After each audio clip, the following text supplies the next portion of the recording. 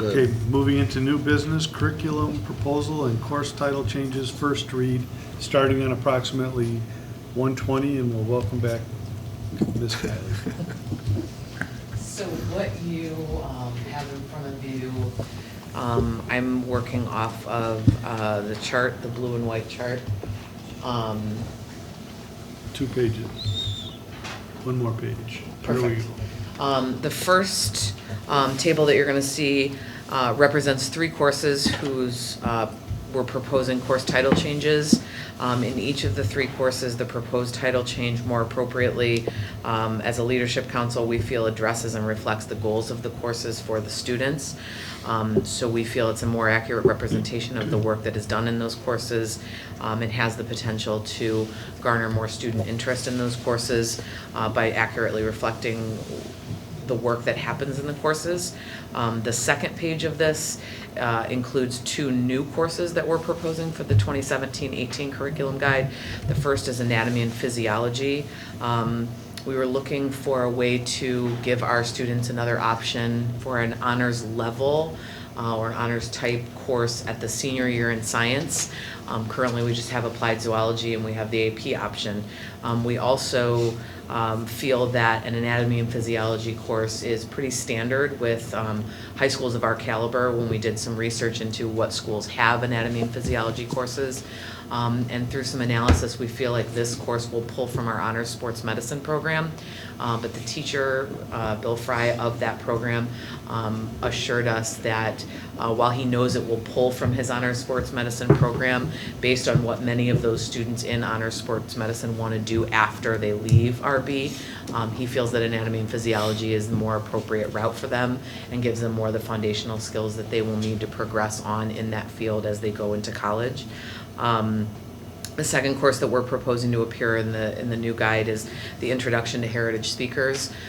This would be a precursor to our Heritage 1 course. Currently, if students do not test into the Heritage 1 course, although Spanish would be their native language or their home language, if students have never been instructed formally in that language, they often don't test into the Heritage 1 class.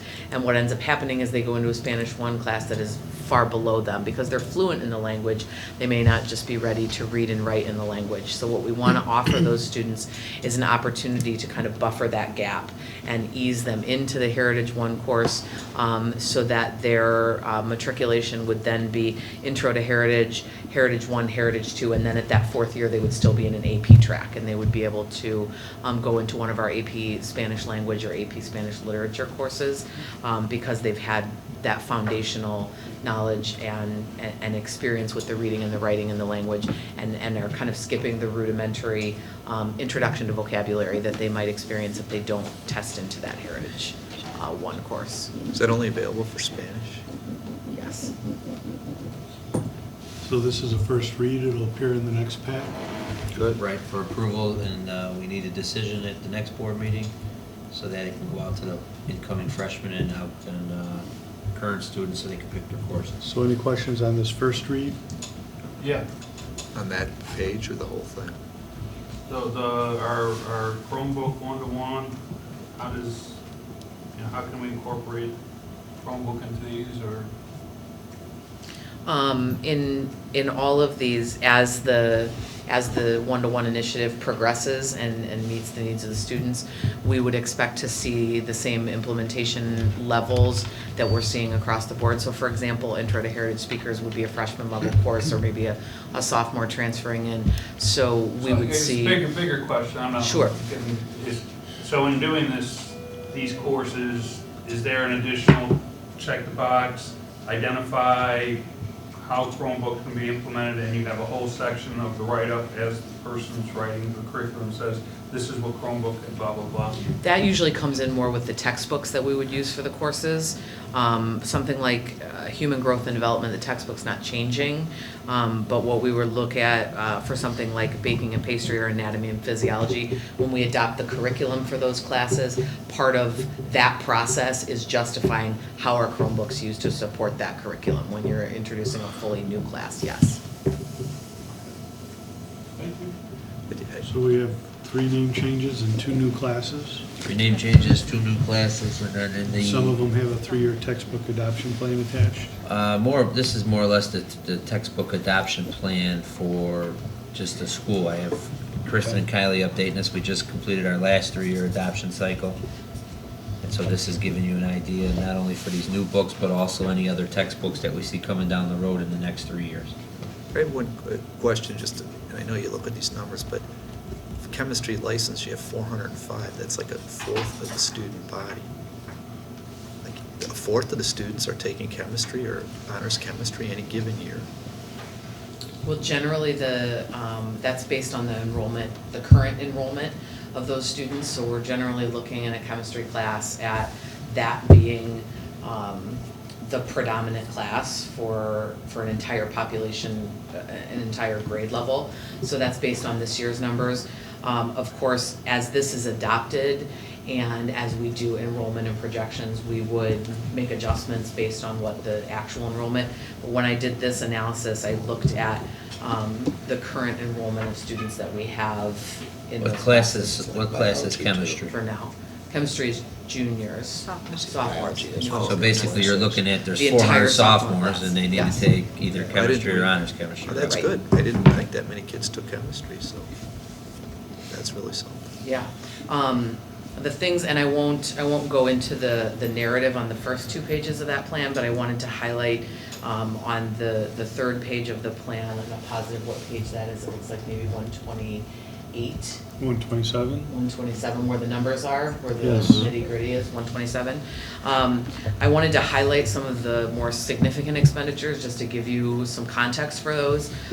In that first year of the plan, the most expensive, the most substantive request would be an update to the Read 180 Universal. Read 180 is the intervention program that we use for all of our students in extended reading and sophomore reading. In April of last year, Read 180 completely redesigned their program and released Read 180 Universal. That fee of $55.9 would be a one-time fee, because in upgrading to the new system, we would have to upgrade all of the materials, the independent classroom reading materials, the training comes with that, so that is not something that you're gonna see year over year. Read 180 hasn't done an upgrade in about 8 years. We had a rep come out from Read 180 and walk us through the significant differences in the program, and it is a significant upgrade, especially speaking from an English background. There's a lot more integration of reading and writing about that reading. There are some updated passages in the past 8 years. You would be alarmed if you saw some of the nonfiction passages that are being used for our Read 180. Currently, because it has not been updated in so long, so that is kind of a shock when you first see it. But the context behind it is that if that is going to be a one-time fee, and some of it will be offset by student fees. Also, as Mr. Walsh talked about, we are looking at developing a program in science where the science department is using the textbook option. We find that it's pretty comparable to the cost of having an actual textbook, but it offers certainly the freedom of the students to have a more experiential learning process in science. The other thing worth noting is that as we buy those licenses are good for 8 years. So, and the difference that really sets the tech book from the textbook apart is in those 8 years, if more content is developed or updates are made, upgrades are made, we don't have to buy anything new. That will come to us automatically. Whereas if we bought a textbook, in 8 years, it could very well be obsolete, but we're buying ourselves essentially 8 years of use with that textbook license. The other thing that kind of falls heavily into this 3-year plan is that in year 3 of the plan, our agreement with Carnegie Learning, our 5-year agreement for our mathematics curriculum expires. So we're looking at a pretty significant cost to re-up with Carnegie Learning and get us for another 5-year agreement with them. All of these prices, of course, are based on if we were to make these purchases now.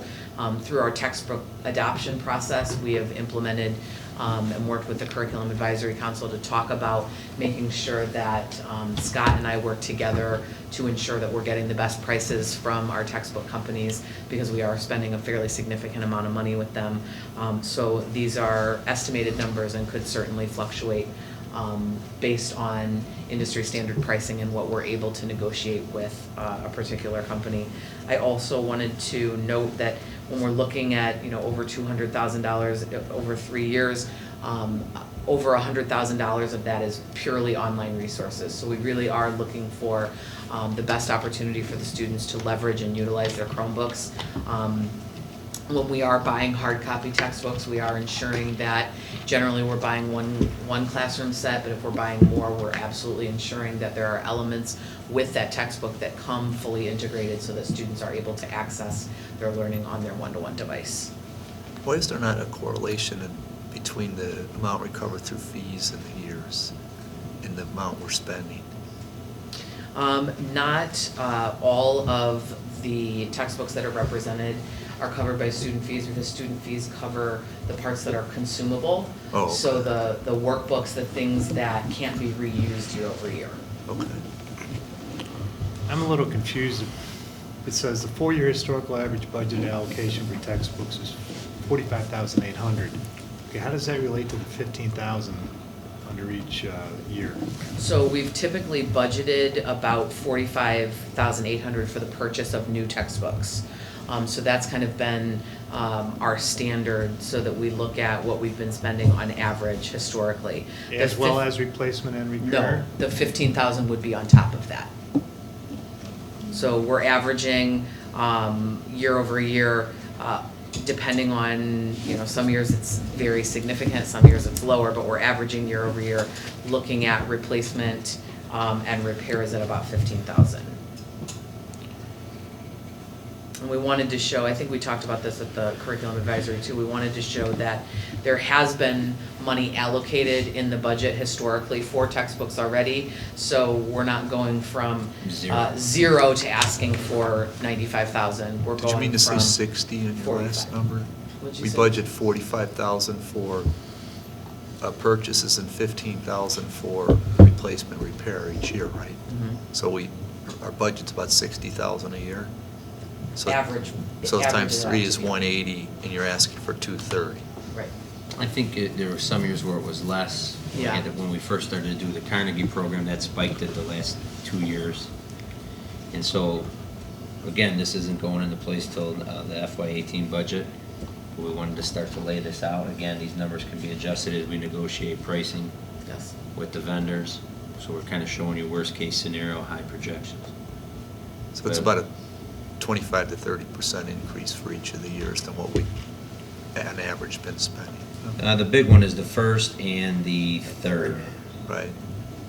And the second year takes a little bit of a hit due to the fact that there aren't any consumables Sure. in year 2. So we're not recovering any of year 2's money through fees. So these 3 pages are our first read, they'll be in the pack the next time. If you have questions prior to approval, submit them before the meeting. Like Kristen, we've are been you doing. looking for adoption of the textbook plan, or is just more or less to keep the board up to date on what's going on with curriculum advisory and how we're laying this out? The textbook plan is just to keep the board up to date. We'll have the actual proposals for next year in January. When we purchase the book? Correct. Yep. Thank you, Kylie.